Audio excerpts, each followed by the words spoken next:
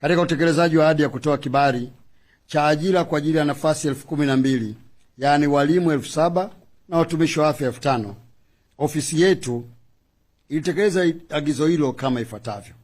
Baada ya Mheshimiwa Rais wa Jamhuri ya Muungano wa Tanzania kuapishwa tarehe 3 Novemba mwaka 2025, kibali cha ajira ya watu 12,000 kilitolewa kwa kuzingatia kifungu cha 37 kifungu kidogo cha 7 cha Sheria ya Utumishi wa Umma sura ya 298. Jukumu la kuendesha mchakato wa ajira katika utumishi wa umma hufanywa na Sekretarieti ya Ajira iliyopo chini ya Ofisi ya Rais.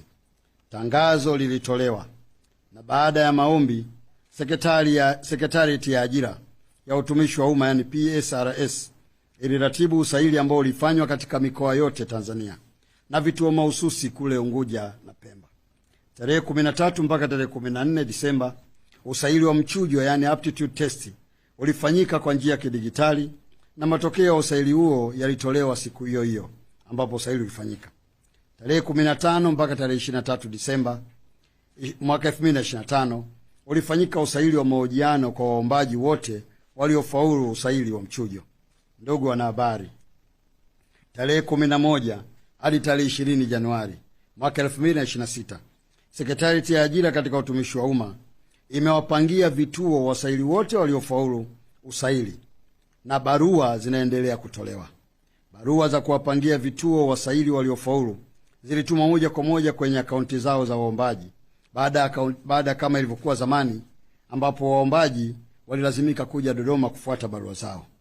Mpaka sasa tunapozungumza, watumishi 8,416 kati ya wao watumishi 3,694 wa kada ya elimu na watumishi 4,722 wa kada ya afya wameripoti katika halmashauri mbalimbali, na watumishi wale waliowahi kufika katika vituo vyao.